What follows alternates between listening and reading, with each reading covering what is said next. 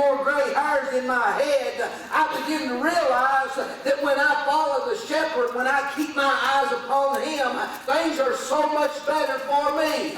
When I find out that when I stay in the path and I begin to seek his will in my life and every aspect of it, things are so much better for me. It's tough enough walking in the path, eyes on Jesus, because the devil is firing away. He's shooting at you. You got a target on you. You're moving all the time. He's got his crosshairs on you every single day of your life. But you know what? I'm thankful that I don't stray and I don't get away. I'm smart enough. I figured out as I get older to keep my eyes upon the shepherd, to follow him and only him, because the word says all others are thieves and robbers. They come to kill and to steal and destroy. Amen.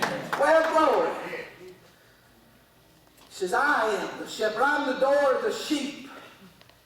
All that came before me are simply thieves and robbers. The thief cometh but for to steal, to kill. I'm the good shepherd. I give life for the sheep. I protect the sheep.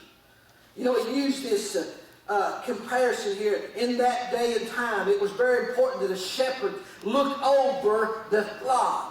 Because if he didn't, all types of wild animals would consume them, would devour them, would come and steal and kill. You know, coyotes, that's a thing that we deal with around here. If you got stock, you kind of keep an eye out. You got dogs and cats. You know, I dealt a little bit with some coyotes up on my place a couple years back. You know, I come driving up the driveway one day and seen a big black coyote in the curve. I jumped out. I just started shooting like crazy. Somebody said, what was you doing? I said, I was trying to kill that rascal. Because he come to kill and to steal and destroy. I get up the house the next day, I heard my boy upstairs say, Dad, there's one in the backyard and he's crawling on his belly. Well, he spotted my big yeller tomcat. And buddy, I'm kind of partial to my big, I call him Pumpkin, he's my boy. And he was sitting up on the deck, and that big rascal was on his belly, just easing up. He said, there's dinner. If I can get to that big yellow tomcat. Well, once again, out the back door I went, boom, boom, boom, boom, boom. Sounded like war up on the hill. I was trying my best to protect my animals from the wild beast. We deal with that, you know. I look for here before long, people start saying, you know, there's a bear in the backyard after my dog. You know, they say it's been spotted around here, and I'm just surprised I've not seen one wandering through my backyard. You know, I expect any day to look out and see Smokey the bear out there and top the tree. But I began to think about that, protecting what you got. You know, the shepherd says, all that come before were thieves and robbers. They come to kill and steal and destroy, and I protect my sheep. I'm the good shepherd. And then he begins to talk about a hireling here. I want to touch on that just a little bit. A hireling that he mentions here says, the hireling fleeth because he is a hireling and careth not for the sheep. He's a hireling. He's not the shepherd who's on the sheep or not. Now begin to think about that. You know, when they're yours, you take a lot more vested interest in things than if it's somebody else's stuff, right? Think about that. If it's your stuff, if it's your stock, if it's your cows, if it's your horses and all that, you're real particular about the way you do things and the way you get them in, you protect them. If you're working for somebody, man, you don't care, out there, get over there, hit them with backer sticks and anything else you can, warping the far out of them. You care less, you know. You know what I'm talking about. When I was a kid, I had no vested interest in none of it. Because my daddy was making me do it. And I resented every minute of it. I said, why in the world am I out here feeding a bunch of old crazy horses? And they're kicking and pawing and stomping me and biting on me and everything else. And I could care less about this. You know, I was just swarping, hitting them, everything. You know, I could care less. You know, if one of them got out, I'd think, oh, great, that's one I don't have to feed this evening. He's gone. He's left the farm. But when you own them, you got a vested interest, they're yours. And Jesus speaks about that. They're mine. And I protect them. says the hireling displeaseth. It reminded me one time when I worked at Williamsburg High School, I used to be a senior sponsor, and I would take the senior class on their senior trip. And you always was worried about that whole week, you know, because you got about 40 rascals, and they're all planning on what they're going to do to pull one over on the chaperones, you know. How do I know that? I was 18 once too. Okay? Long time ago. And I'll never forget one year we went, and the principal told me, he said, now listen, he said, we've got things took care of you so that you can actually get a few hours of sleep at the motel. Well, you know, you're 17, 18 years old, and you're thinking the whole way on the bus ride, how are we going to get out tonight when they go to bed?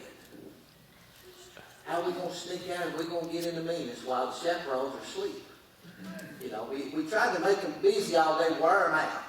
Get them up early or all day long, stomp them, get them off the bus, marching stairs. So hopefully that night when they got back to the motel room, they was just wore out and they'd go to bed.